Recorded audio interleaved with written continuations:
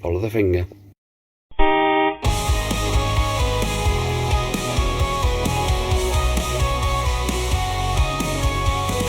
Restorations where all turns new.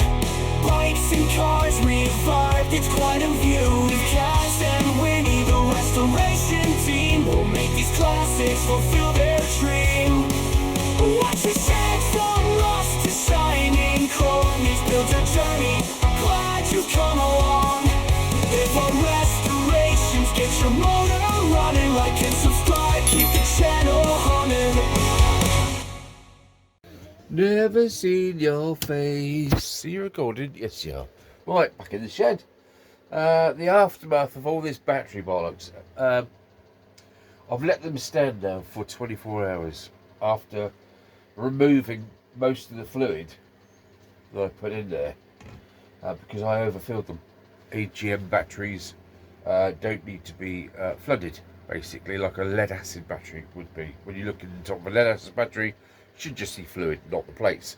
This one, you should see the top of the plates moist, but not saturated, not above the plates. So I learned an awful lot. So where are we now? Let's just check these 4 batteries. So we've got motorcycle battery,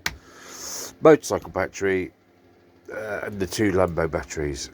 This is just wired up temporarily because this is the light. Okay, this is the light. Haha! There's the googly eyes. Yeah, there's the googly eyes. I'm going to put these lights on. And the reason I've got that wired up in, because the power's going to go off in a minute, because I've got a guy coming around that's going to... Oh, crikey, hang on a minute. I've got my nose boogers in. I've got a nasty, horrible cold. And my nose keeps running, so I keep blocking it up with bog roll. So I better make this quick, hadn't I, before I start flooding again. Do you know, I forgot I had them in there. Oh, it's live TV. What can I say? It's as it happens. Where was I going with that? Yeah, he's going to change the electrical meter because the smart meter. Apparently, we have Gen 1. There was a power outage a couple of weeks ago. Laying in bed in the morning, it was a colossal boom, and all of the car alarms going off and house alarms going off. And then the power was back on. But our little satellite meter that you can put in any room in your house that tells you how much electricity you're using, it worked, but it didn't show what credit, because we put sort of credit on each month just to keep above water, and it wouldn't show how much we got left, so we didn't know. But the meter out of the cupboard worked. I'm digressing a bit, aren't I? So anyway, phoned them up. Phoned them up to see what was going on. They went, yeah, we'll send some round, put new little digital little meter thingy in there so you can look at it. Heard nothing. We had an appointment for someone to turn up yesterday. Nothing. Caroline got in contact with Southern British Gas, British Ass, more like, to say what was going on. And she had this chap from an Asian continent, and he argued with her, and Caroline was nearly in tears. She blew a gasket and said, why can't you, that's first gen, they don't make those anymore, and we're not going to come out and change the meter outside because it's not broken. Caroline was just like, really? So, long story, a little bit shorter, I went, please turn your phone off and go lay down in a dark room with a cold compress on your forehead. She went, no, this is what I love about Caroline. She's like a dog with a bone. Strike while the iron's hot is her motto. Literally, I got right in the balls the other night. Anyway, so, yeah, she phoned up again. She got this one on the line and found another number from British Gas. So she phoned it up. Nice Scottish chap. He went, yes, madam. Right, yeah. Why did he say that to you? What a horrible twat, basically. We'll find out who that was, and we'll get him fucking stabbed to fucking death because he's a prick. No, he didn't say that at all. That's what Caroline said, I think. No, she didn't. I'm not incriminating anybody. I'm just letting off a bit of steam. Anywho, before my nose starts flooding everywhere, This Scottish chappie, very, very nice man. He said, yeah, I've just organised for a man to come round to your house tomorrow and put a new meter in and a new satellite walking around the display. Next day. So anyway, long story short, power's going to go off randomly in a bit. Luckily, I've made me brew, and I've got this wired up, so when it does go off, I can just find that switch in the dark and flick it on, and we'll be all enlightened once more. So yeah, there you go. I hate these call centres, especially. Don't get me wrong, we're not anything like that, but yeah, 9 times out of 10 we're fine with it. But when you've got someone that's broad and you cannot understand really what they're saying, and the more importantly, they don't understand what you're blooming saying, and they just go, no, nothing we can do, nothing we can do, nothing we can do. Customer's always right, mate. All right, so if you're listening, you idiot, give yourself a slap round the face and go and sit in the dark in a bright corner with a D hat on your head. Road cone. Anyway, solid. Let's just do this in one hit. Let's test them as we go before the power goes out. Now, I've just in all thinginess, I've just gone round with this little sausage, right? Because yesterday, before I left the shed, I did a test on the 2 Lambos. Health 100%. Lambo 154 cranking amps, 310, and that was the voltages, 0.033 difference. That's not bad, is it? The Lambo 2 is the healthy one, I fear. That's only 8 ohms resistance, and Lambo 1 is 16.04. Now that was after being charged and the fluid taken out and all that kind of stuff. So 24 hours later, let's see what it was. And I plugged this thing in to all of them. Let's just do it. Let's just do it now. I can't with that one. I'm gonna have to touch it. Let's touch that on there. Touch that on there. Can we see that? Yeah, we can see that. All 3 lights, okay? So that's telling me, right, that this is producing over 12.6 or above voltages. Okay, so that's good. Now let's do this one. Oh my god, Winston, I heard that. Yeah, don't look so innocent, lad. Right, that one's plugged in. What are we on there? We've got 3 lights there as well. Okay, so that's looking good. Let's do battery number 3.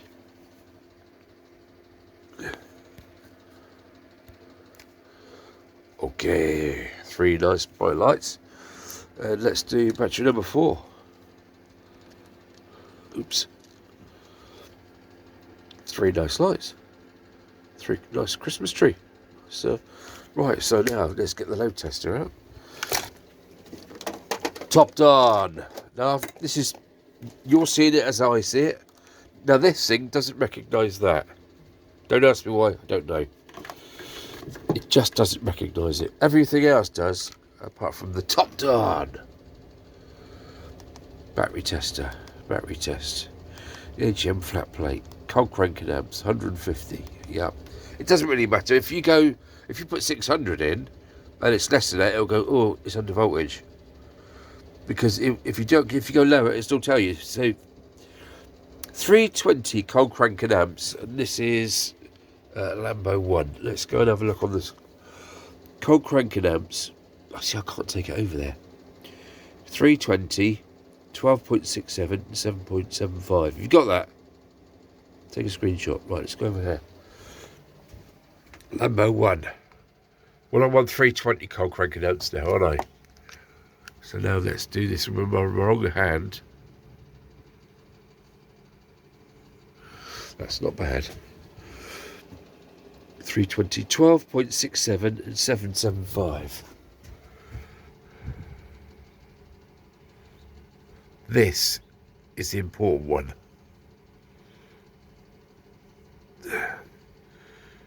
12 point, what was it, 37 or something? 67. Good year that was, 67. Okay, so 100%. Oops, that's supposed to be a tick. Okay, there we go, tick. That has doubled, more than doubled. That is really good. That is another important one. Not really overly worried about the voltage. I could load test it, couldn't I, and see where we're at with the load tester. And that is brilliant. That is, well, halved. Less than halved. More than halved. More or less than halved. Come on, I can't get my thing in the hole. There we go. I better put it back there, because otherwise I'll forget where I put it. Okay, time for a quick sup. This is good fun, isn't it? Racing along, doing all this kind of stuff. Okay. Let's pop that up there so we can see what we're doing. Okay. Come on, Top Don, do your stuff.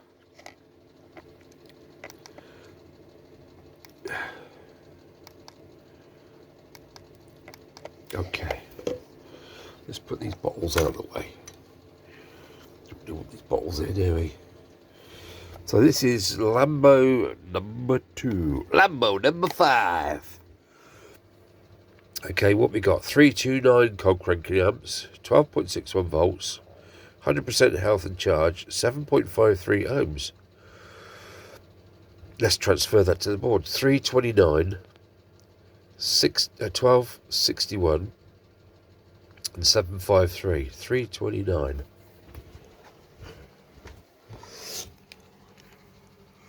$329.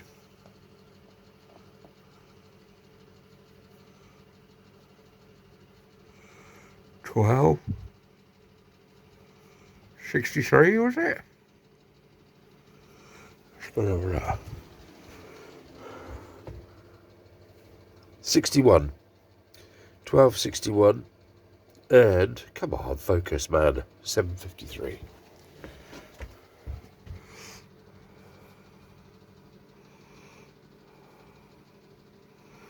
Okay, because apparently the most important thing to do is to get your batteries balanced. No, doesn't mean putting a pencil on your worktop. See if you can find the centre of gravity. Nothing to do with that. 1261 volts. Oops. Oh, for God's sake.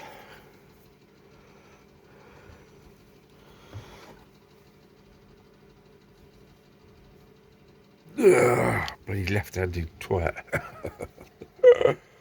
Ah, cack-handed can you get? Right, okay, so that's another tick. Health's good on that one. Oh, look at that! What a work of art. So, what can we gather from this? Not really a lot until. Not really a great deal until we get a load tester on there to see what the actual oomph is of the batteries. But I'm not going to do that just 24 hours after I've been meddling with the poor things.